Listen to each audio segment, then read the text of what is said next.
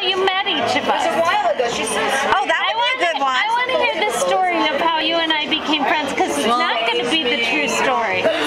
Right, well, I think that would be the most interesting thing, is would my story match everyone else's? And I have such a bad memory. I think your memory's better. I don't know her very well, but Well, I'll do Susan first because that was easy. I got a message on my phone. Hi, I'm Susan. Your previous instructor is gone, and if you want to, you can do it with me when you come back. I said, okay. Is that the truth, Susan? And did it. Yeah. Okay. Deborah. Pilates, Sarasota. So Deborah, I had heard of her. I had seen her photography show at the table. I had read in the newspaper all about their around the world trip. And so I just thought, I've got to meet her. So the next time I was at a charitable event, there's her gift certificate, so we snatched that up, and that's how we met. So she dates ever since. are you videotaping? No.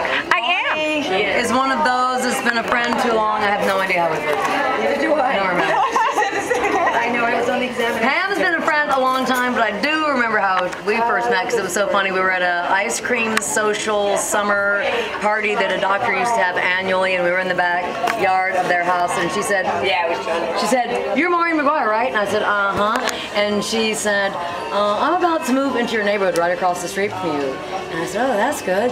And she said, "And on top of that, I was thinking of being your patient, and I'm really like whatever complicated and high risk and neat. Handle it? Can you handle it?" She I goes, might have said needy, but I didn't say. she goes, "Can you handle it?" And I'm like, well, I'm going to say that the mere factor asking me that question, yes, we can handle it. That will be good. Is that true, Pam? She's like the most low-need person in the world. She acts like she's all high. No, I think I said, are you okay with that or something? It was like weird. Or something. I mean, I was right across the street. I'm so close across the street that when Rick and I were fighting too much, you call and say, "We can hear you." I would never call. Dougie did. But the problem was that our baby monitors would cross-react. And then you could be like, "Oh, shit, you better call over there because somebody's going to be dead." And really Pam, I didn't have to have a baby monitor. My husband used to say, "Allison, the neighbors a block away can hear you. Not just the people across the street anymore."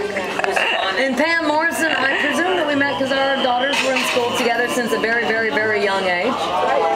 And Kathy, she tells the story better than I do, but when I was a new woman doctor in town, there were so few then, I would write a little welcoming card to each one, and I would say, "If I can do anything, and let's have lunch," and she was the only one that called me back.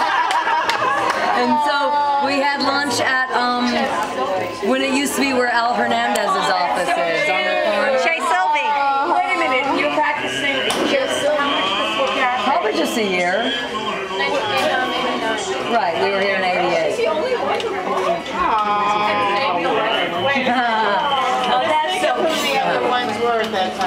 There weren't many then. That's amazing that there were so few then. It really was. Remember the dinners we used to go to at Phyllis Dickinson's house? Oh yes, that was very nice. Wow, that was a long time. Very nice of her. She would open up her home for women doctor events. She's Yes, indeed. someone. I saw her recently somewhere. You're not going to want to hear this twice. Kyla, I presume that we just crossed paths early in life. I don't remember the exact original meeting, but we had so many, because Barbara, who sold us our house and did their house and all that good stuff, she's really good friends with Barbara, and she's really good friends with them, and a million things. Have no idea how we first met, but numerous cross-pathing. Beach. Oh, that was so Labor Day fun! and Jonathan and Sitting in a Katie. circle, yes! That's how we met. Did Barbara Ackerman start that? Barbara Ackerman, Pam was there. So every, was it Labor Day or Memorial Day? Everybody would just bring their food to the beach and we'd sit in a big giant circle and let the kids run wild and just sit there and eat and drink and not move. I always felt so lame because I didn't really know how to do beach picnic-y type food, and of course the Lazen's always had some gourmet spread or something. I remember that. Tyler was there, Barbara was there. Kids were I'm like, oh, I'm like, crackers, cheese, and apples, you know, and that was pretty much it. That's good. And Lori, I don't remember. We crossed paths many ways, neighbors, events. I know her two lovely, lovely, wonderful, beautiful daughters. Yes. And, delicious daughters. Really sweet. Lisa. Okay, so I was living in the house across from Pam. And as far as I remember, you came over to Pam's once and somehow we all cross-reacted. Something like that. Oh, it was on Katie's birthday, maybe. Yes. That's how we met. That's not how we met. Tell me the story. That's an even better story then. And Allison, I thought that I was her customer first, but she swears that she was my patient first. Do I swear that? I don't even remember saying that. As you know, I don't have a memory. I remember Evilise Barrios bringing you in as a customer, and I don't think I was a my patient original then. decorator. But you know who made me become your patient was that girl over there. You got me to be Maureen's I patient. still have stuff. You had me. You were the reason I became her patient.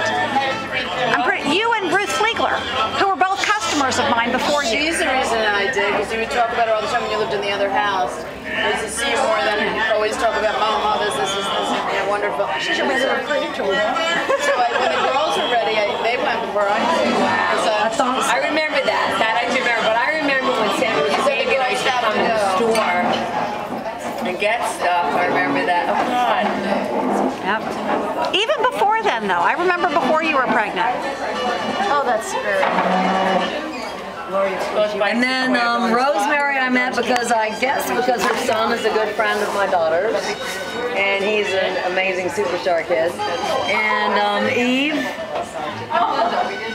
she'd been inviting us over forever, and I never went, and then I went one July 4th, and we had a special good time together.